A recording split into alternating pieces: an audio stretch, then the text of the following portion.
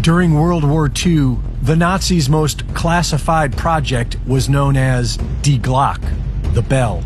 Secret documents found years later reveal that the bell was a new kind of exotic energy technology that could affect time and defy gravity.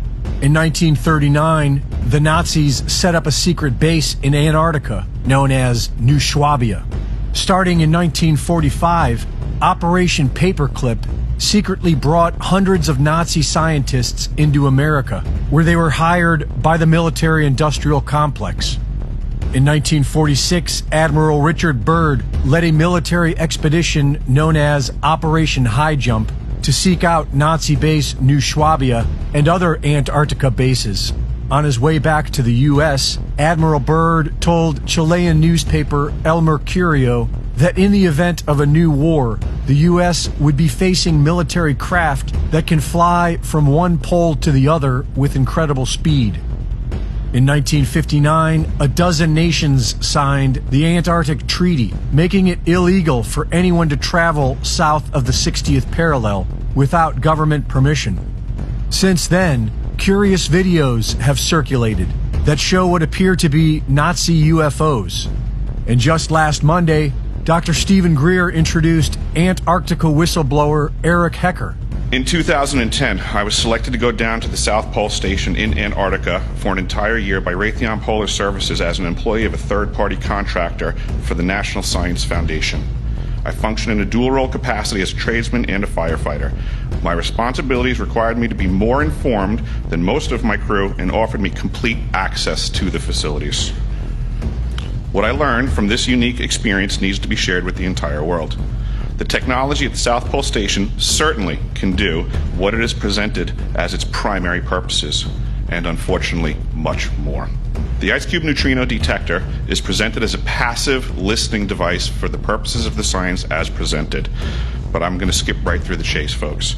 I have provided documentation that proves that the 5,160, what they call DOMs, that are embedded in the ice can actually transmit at 2,047 volts each. That gives us a long list of things to consider. It is effectively a multifaceted directed energy weapons platform that I will list rapidly a few things that it can do. Vehicle detection. We're learning that these off-world craft, on-world craft, ours or other nations, are also emitting neutrinos. So this makes the South Pole Station effectively an air traffic control station for this new level of equipment that nobody's discussing. In addition to the ability to detect neutrinos and the exotic vehicles, I have provided documentation that shows that this is also a system for faster than light communications. In the past, Gary McKinnon has hacked NASA, found the off-world fleet, the list of captains, and it's apparent that if we have faster than light vehicles moving throughout the system, we're going to need faster than light communications. This is that facility. Unfortunately, I have other bad news. The season that I was there, 2010 to 2011, we converted from construction to operations and maintenance in both the elevated station and the detector array. Unfortunately, when they first fired it up, that was when we had the earthquakes in Christchurch, New Zealand. There's 2 incidental shots before they were able to target it correctly. This is an earthquake generating device as well. This is the weapons of war that we have to deal with now and what Raytheon's hiding. There's an ELF system at the South Pole Station that when I arrived, I was told it was off, dismantled, and completely defunct. In my work, I will rapidly just tell you, I had to figure out the circuitry for certain other repairs, and I found that this system is in fact completely energized, up and running, and being utilized with the other systems for nefarious purposes as well. The Atmospheric Research Observatory is in what we call the clean air sector. I witnessed myself a very powerful green laser shooting out of the top of this facility into the cosmos. This, I believe, is a secondary form of long-range communications and or a defense system. A question of power comes into play for all of these facilities that are present.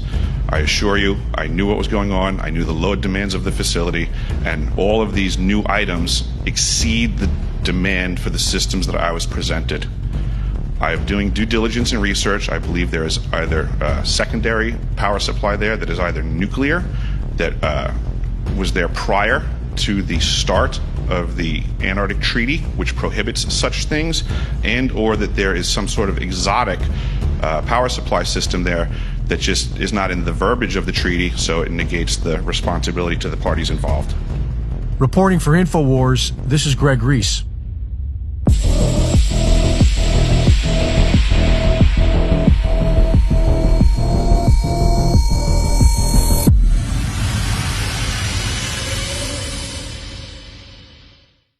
Thank you for watching the latest Greg Reese Report. Be sure to go to reesereport.com to see my latest videos, sign up for my free newsletter, and subscribe for exclusive content. And be sure to support my sponsor at InfoWarsStore.com.